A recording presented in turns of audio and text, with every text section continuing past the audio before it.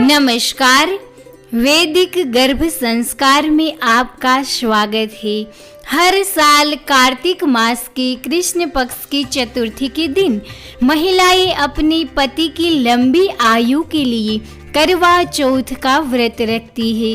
रात में चांद को देखने के बाद, अपने पति का चेहरा देखने के बाद, पति के हाथों जल ग्रहण करके महिलाएं इस व्रत को खोलती है। शास्त्रों में बताया गया है कि करवा चौथ का व्रत करने से न सिर्फ पति की आयु लंबी होती है, बल्कि इस व्रत को करने से वैवाहिक जीवन सुखी होता है, सुख समृद्धि एवं सौभाग्य की प्राप्ति होती है। तो आइए सुनते हैं करवा चौथ की पौराणिक कथा। बहुत समय पहले की बात है। एक साहूकार के 7 बेटे और उनकी एक बहन करवा थी। सभी 7 भाई अपनी बहन से बहुत प्यार करते थे, यहाँ तक कि वे पहले उसे खाना खिलाते, बाद में स्वयं खाते थे। एक बार उनकी बहन ससुराल से मायके आई हुई थी। शाम को भाई जब अपना व्यापार व्यवसाय बंद कर घर आए तो देखा कि उनकी बहन बहुत व्याकुल थी। सभी भाई खाना खाने बैठे और अपनी बहन से भी खाने का आग्रह करने लगे, लेकिन बहन ने बताया कि उसका आज करवा चौथ का निर्जल व्रत है और वह खाना सिर्फ चंद्रमा को अर्घ्य देकर ही खा सकती है। चंद्रमा अभी तक नहीं निकला है, इसीलिए मैं अभी खा नहीं सकती हूँ, इसीलिए मैं भूख प्यास से बहुत व्याकुल हूँ। सबसे छोटे भाई को अपनी बहन की यह हालत देखी नहीं गई। वह दूर पीपल के पेड़ पर एक दीपक जलाकर चलनी की ओट में रख देता है।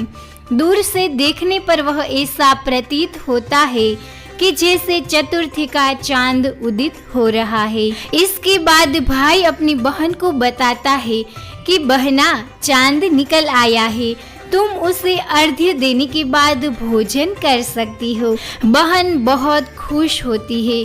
बहन खुशी के मारे सीढ़ियों पर चढ़कर चांद को देखती है, उसे अर्घ्य देकर खाना खाने के लिए बैठ जाती है।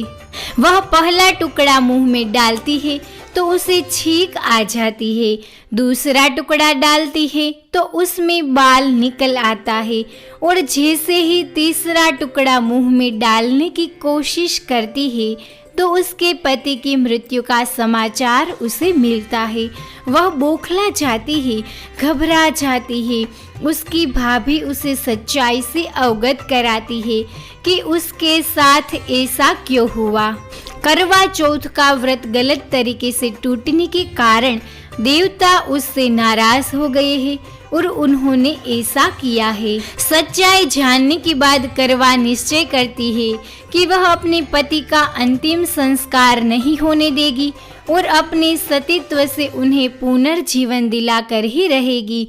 वह पूरे 1 साल तक अपने पति के शव के पास बैठी रहती है, उसकी देखभाल करती है। उसके ऊपर उगने वाली सुईनीमा घास को वह एकत्रित करती जाती है। 1 साल बाद फिर करवा चौथ का दिन आता है। उसकी सभी भाभियाँ करवा चौथ का व्रत रखती है। जब भाभियाँ उससे आशीर्वाद लेने आती है तो वह प्रत्येक भाभी से यम सुई ले लो, पिय सुई दे दो, मुझे भी अपनी जैसी सुहागिन बना दो, ऐसा आग्रह करती है। लेकिन हर बार भाभी मना कर देती है और अगली भाभी से आग्रह करने को कहती है और चली जाती है। इस प्रकार जब 6ठे नंबर की भाभी आती है तो करवा उससे भी यह बात दोहराती है। यह भाभी उसे बताती है कि सबसे छोटे भाई की वजह से उसका व्रत टूटा था, इसीलिए उसकी पत्नी में ही यह शक्ति है कि वह तुम्हारे पति को दोबारा जीवित कर सकती है। इसीलिए जब वह आए तो तुम उसे पकड़ लेना और जब तक वह तुम्हारे पति को जिंदा नहीं कर दे उसे नहीं छोड़ना। ऐसा कहकर वह चली जाती है। सबसे अंत में छोटी भाभी आती है। करवा उनसे भी सुहागिन बनने का आग्रह करती है, लेकिन वह टाल मटोली करने लगती है। इसे देख करवा उन्हें जोर से पकड़ लेती है और सुहागन बनाने की जिंदा करने के लिए जिद करने लगती है।